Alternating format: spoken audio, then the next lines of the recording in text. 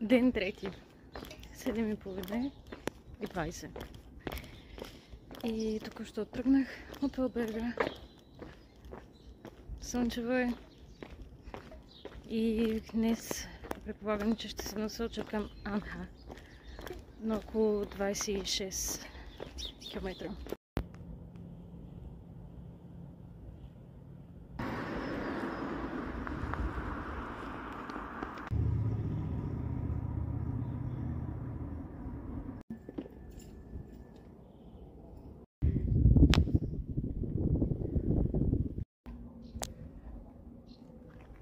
И 11 часа.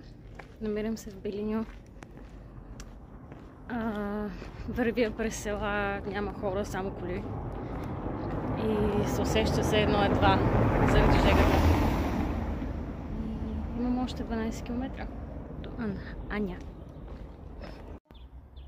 След това срещнах Нина и Даниела, майка и дъщеря от Германия, които правят за втори път португалския камино.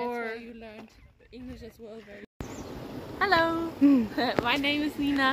Nina and Daniela. Daniela. После спрях за кратък обяд в местен приятен ресторант и след това срещнах Тереза, една от моите приятелки на камино от Чехия. Двете се настанихме в алберга, който беше изключително уютен, много удобства. Пихме бира и си говорихме, чувахме си и след това отидахме всички на вечери.